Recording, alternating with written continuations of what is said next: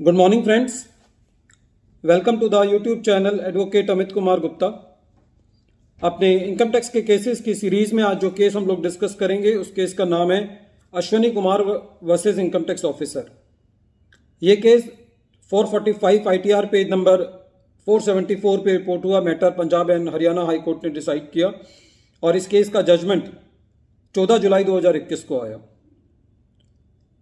Friends, इस case के अंदर जो फैक्ट्स हैं वो बिल्कुल यूनिक हैं। इस टाइप का केस जो है वो जनरली देखने को नहीं मिलता। यही एक लॉजिक है कि मैं इस केस को डिस्कस कर रहा हूं।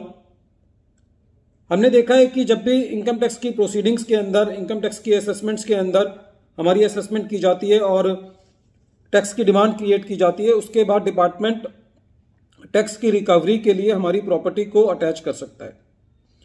जब वो प्रॉपर्टी अटैच कर दी जाती है और एसएससी अपना टैक्स देने में सक्षम नहीं होता तो डिपार्टमेंट उस प्रॉपर्टी का ऑक्शन कर सकता है।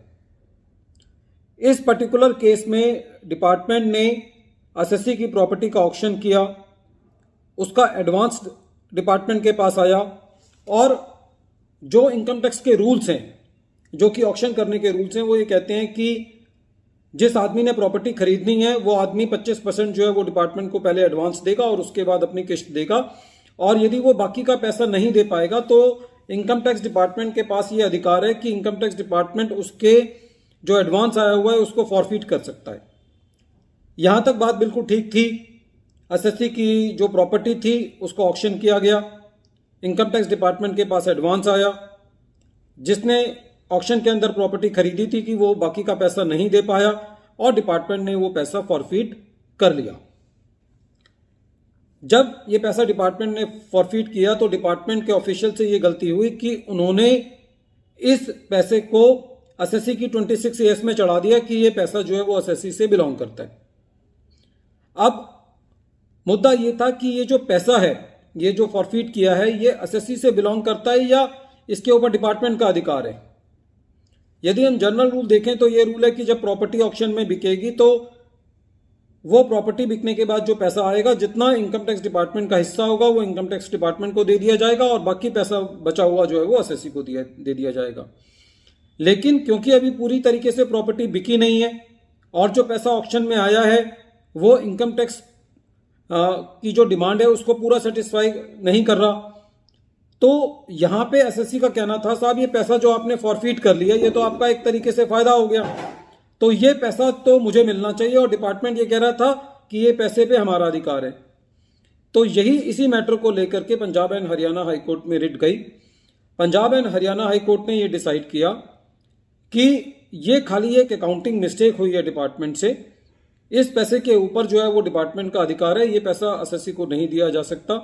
खाली सिंपली कोई एक क्लैरिकल मिस्टेक हो गई और उस क्लैरिकल मिस्टेक की वजह से वो डिपार्टमेंट ने वो एसएससी की 26AS में चढ़ा दिया, तो इसके ऊपर एसएससी का अधिकार नहीं है। वैसे भी फ्रेंड्स ये बिल्कुल जायज बात लगती है कि इसके अंदर कोई ऐसी विशेष बात नहीं थी।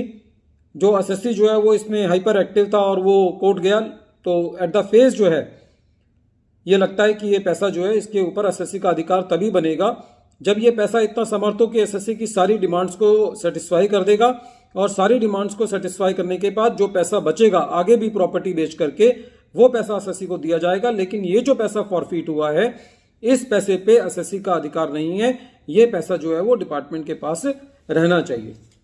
फ्रेंड्स, ये बहुत रूटीन में इस तरीके का केस नहीं आता, क्योंकि ये तो हमने देखा है कि जब भी एसएससी के यहाँ की टैक्स डिमांड होती है तो डिपार्टमेंट जो है वो एसएससी के बैंक अकाउंट अटैच कर देता है, सेविंग्स अकाउंट भी, करंट अकाउंट भी, और कई बार तो ऐसा तक देखा गया है कि ओडी अकाउंट भी अटैच कर देता है, जिसमें सीबीडीटी का सर्कुलर है कि आप ओडी अकाउंट अटैच नहीं करेंगे।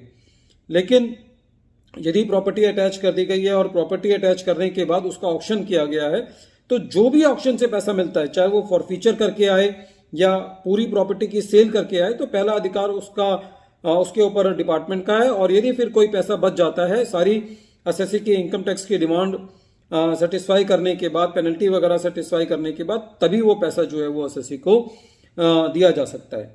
फ्रेंड्स, आई थिंक दैट कि ये केस जो है वो इस चीज को क्लियर कर देता है कि एसएससी का जो है वो राइट कब ऑक्शन मनी पर बनेगा और कब उसका अधिकार उसके ऊपर होगा।